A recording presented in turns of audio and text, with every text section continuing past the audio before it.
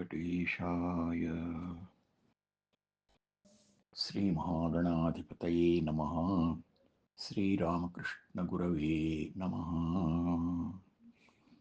శృతిస్మృతిపురాణానాం ఆలయం కరుణాలయం నమామి భగవత్పాదశంకరం లోకశంకరం.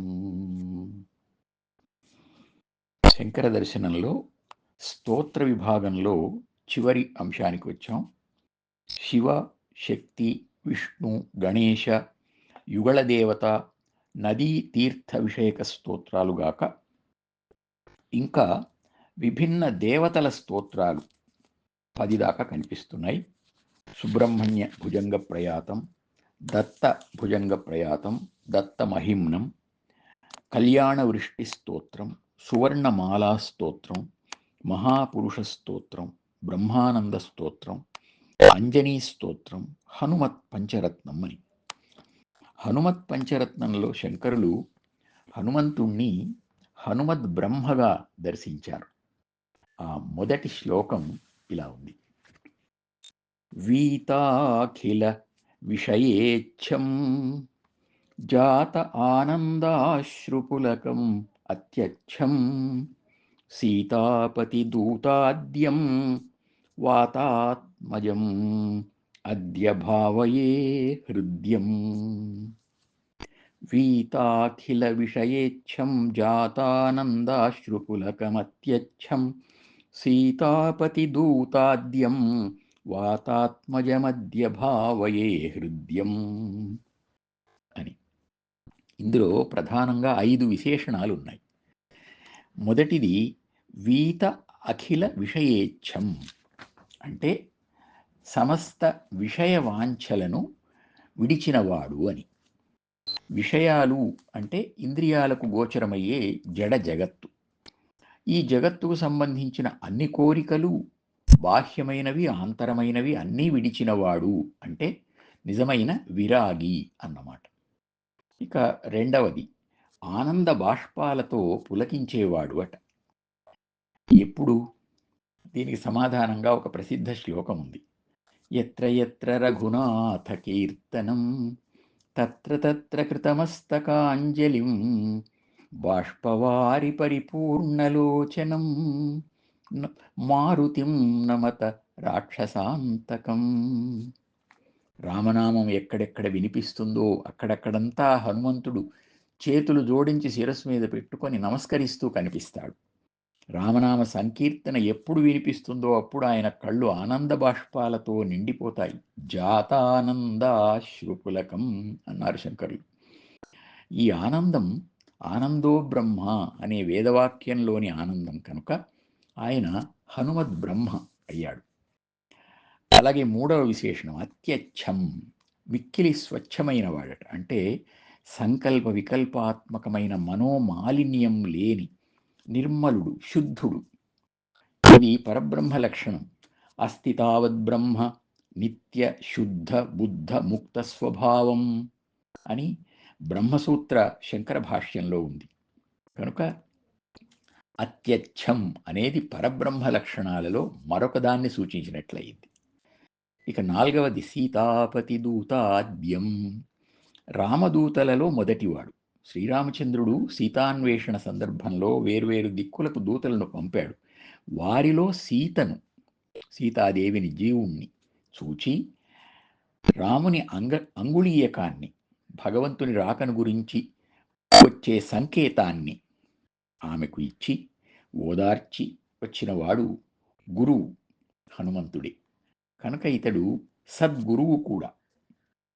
ఇక 5వ విశేషణం వాతాత్మజుడు, వాయుపుత్రుడు, ప్రాణాయామాది యోగ సాధన కలిగిన వాడు యోగి అన్నమాట. ఇంతటి వాడు గనుక ఇతడు మనోహరుడు, హృద్యం.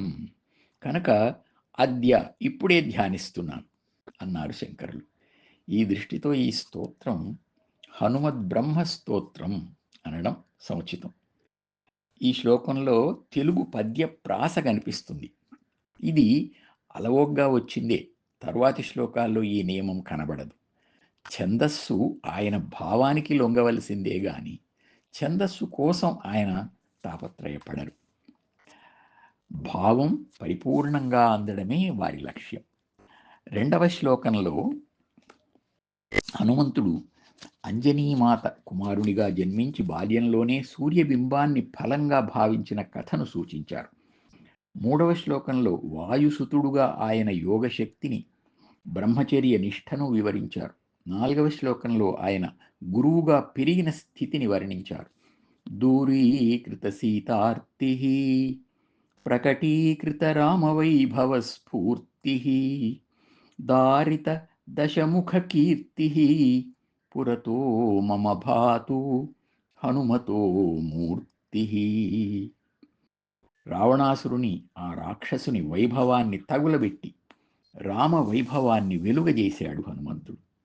సీతాదేవిని రాముని దగ్గరికి చేర్చి జీవ బ్రహ్మైక్యాన్ని చేకూర్చి సద్గురుస్థానంలో నిలిచాడు.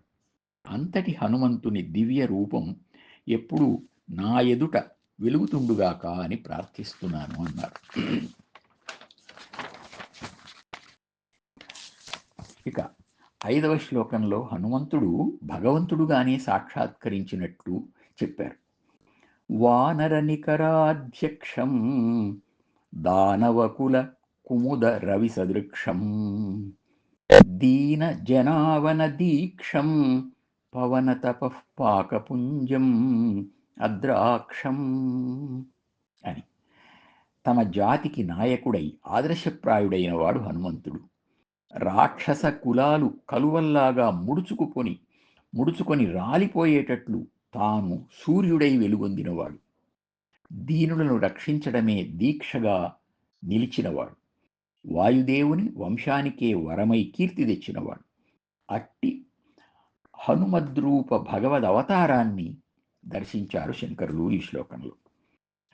చివరగా ఈ శ్లోక రత్నాలను పారాయణం చేస్తే చిరకాలం ఈ లోకంలో భోగాలను అనుభవించడమే కాదు, చివరగా శ్రీరామభక్తిమాన్ భవతి అని అన్నారు. ఈ ఫలశ్రుతిలో కూడా ఒక విశేషం ఉంది. హనుమంతుడు మొదట భక్తుడై తరువాత భగవంతుడై పూజలు అందుకుంటున్నట్లుగా ఆ హనుమంతుడు ఆయన్ను ఉపాసించే మనల్ని కూడా మొదట రామభక్తులుగా చేసి చివరకు రామచంద్ర పరబ్రహ్మంలో లీనం చేస్తాడు అని భక్తి తత్వానికే ఒక ఫలశ్రుతి చెప్పినట్లుగా ఈ శ్లోకంలో చెప్పారు. ఇది హనుమత్ పంచరత్న వైభవం. ఇంతవరకు మనం శంకరులు రచించిన స్తోత్రాలను గురించి సూచన మాత్రంగా దిగ్మాత్రంగా చేసిన ఈ పరిశీలనలో ఆయన భావం హృదయస్పర్శి అయిన అద్వైతమని, భాష సరళమై స్పష్టమై అందమై అల్పబుద్ధికి కూడా గ్రాహ్యమని, ఛందస్సు సహజ సుందరమని అవగతమవుతుంది.